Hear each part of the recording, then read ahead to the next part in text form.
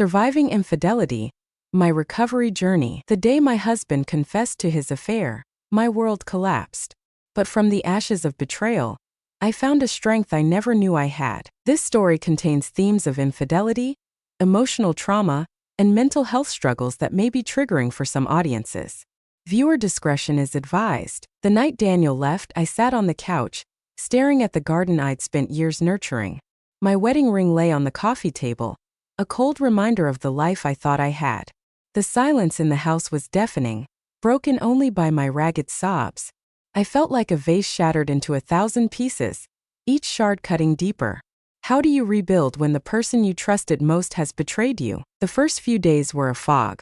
I barely ate, barely slept. Every corner of the house held memories of Daniel, his favorite armchair, the kitchen where we'd danced to old jazz records. I kept replaying his confession. Her name's Miranda. It was a mistake. A mistake.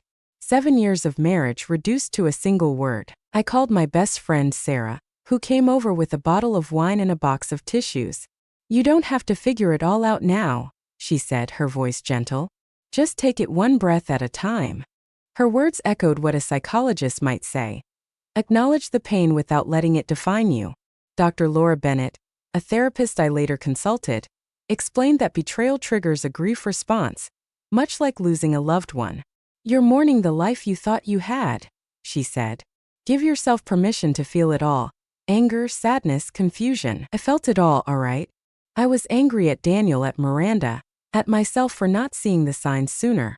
I was sad for the future we'd planned, kids, vacations, growing old together. And I was confused, wondering if I'd ever trust again." Sarah suggested I journal my thoughts, a tip Dr. Bennett later endorsed. "Writing externalizes the chaos," she said. "It helps you see the pain without drowning in it." So I started writing, pouring my hurt onto the pages. The weeks that followed were a blur of survival. I went through the motions, work, groceries, forcing myself to shower. But the void Daniel left was inescapable. I'd find myself staring at his side of the bed, expecting him to walk through the door with that disarming smile. He didn't. He texted once asking to talk, but I ignored it. I wasn't ready to face him. Dr. Bennett's advice became my lifeline. Set boundaries to protect your healing. She explained that contact with the betrayer can reopen wounds, especially early on. "You don't owe him a conversation," she said. "Focus on what you need to feel safe." For me, that meant boxing up his things, his clothes, his books, the cologne that still lingered in the bathroom. I didn't throw them out. I wasn't ready for that kind of finality. But I needed them out of sight. The hardest part was the loneliness. Friends checked in, but they had their own lives. At night, the house felt like a tomb. I started noticing how much of myself I'd tied to Daniel. My hobbies, my dreams, they'd all revolved around us. Dr. Bennett suggested rediscovering my identity. "Ask yourself, who are you outside of this relationship?" she said. It was a simple question, but it floored me. I didn't know the answer. One evening, I pulled out an old sketchbook from college. I used to love drawing landscapes, portraits, anything that caught my eye. I'd stopped when life with Daniel got busy. That night, I sketched the garden, my hands shaky but determined. It wasn't perfect, but it was mine. For the first time in weeks, I felt a flicker of something other than pain. Anger came in waves, unpredictable and consuming. I'd be fine one moment, then furious the next, furious at Daniel for cheating, at Miranda for existing, at the universe for letting this happen. I'd see couples at the grocery store and feel a bitter pang.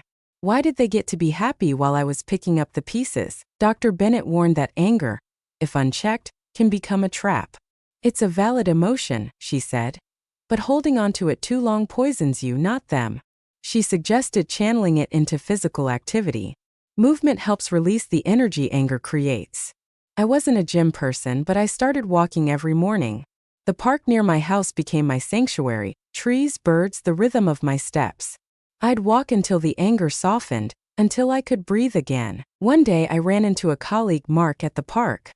He was walking his dog, a scruffy terrier that bounded over to me. We chatted, and for a moment I forgot my pain. Mark didn't know about Daniel, didn't look at me with pity. He just saw me, Elise, the woman who liked to laugh at his terrible puns. That interaction was a lifeline, a reminder that I was still here, still capable of connection. Dr. Bennett emphasized the importance of community. Betrayal isolates you, she said. Rebuilding means letting people in, even when it's scary. I started saying yes to small things: coffee with Sarah, a movie night with colleagues. Each step felt like defiance, a refusal to let Daniel's betrayal define me. For months after Daniel left, I decided to take back my home. Every room was a reminder of him, and I was tired of living in a museum of our marriage. Dr. Bennett called this reclaiming your environment. Make your space reflect who you are now, she said. It's a tangible way to mark your new chapter. I started small: new curtains in the living room, a bright yellow throw blanket for the couch. I repainted the bedroom a soft sage green, a color Daniel never liked but I adored. The garden got a makeover too. I planted sunflowers, their bold faces a symbol of resilience. Each change felt like a victory, a piece of myself reclaimed. I also started therapy with Dr. Bennett regularly. She helped me unpack the guilt I hadn't realized I was carrying. Guilt for not noticing Daniel's lies, for not being enough to keep him faithful. Infidelity is about the cheater's choices, not your worth, she said firmly. You didn't cause this. Those words were a bomb, though believing them took time. One evening I hosted a small dinner party: Sarah, Mark, and a few others. I cooked, badly as always, and we laughed until midnight. The house felt alive again, filled with voices and warmth. I caught my reflection in the window, smiling, and realized I hadn't seen that woman in months. Forgiveness was the hardest part, not for Daniel but for myself.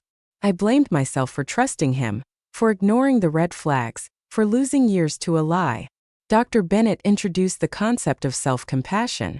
Treat yourself like you'd treat a friend, she said. You wouldn't tell a friend they deserve to be betrayed. She suggested a letter-writing exercise. Write to yourself, acknowledging the pain and offering kindness. I sat in the garden one afternoon, pen in hand, and wrote, "Dear Elise, you loved fiercely, and that's not a fault. You're allowed to hurt, but you're also allowed to heal." Tears fell as I wrote, but they were cleansing.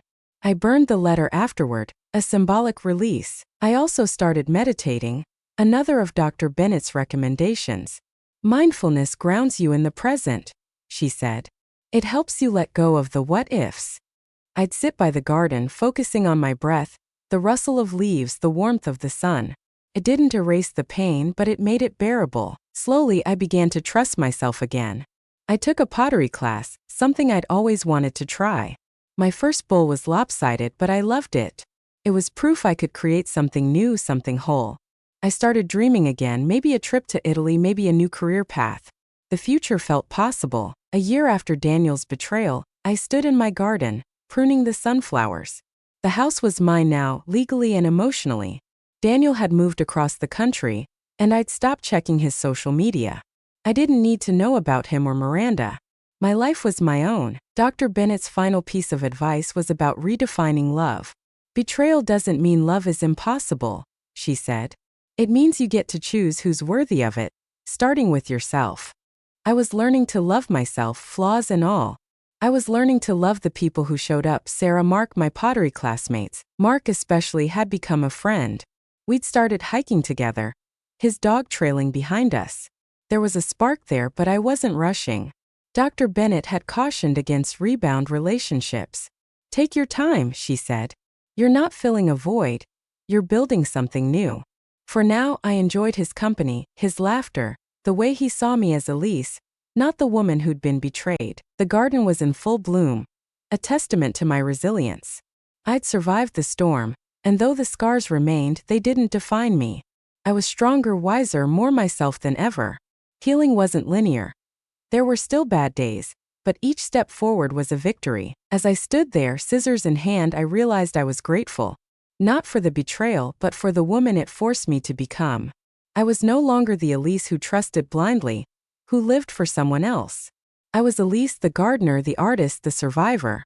And I was ready for whatever came next. Surviving infidelity, my recovery journey.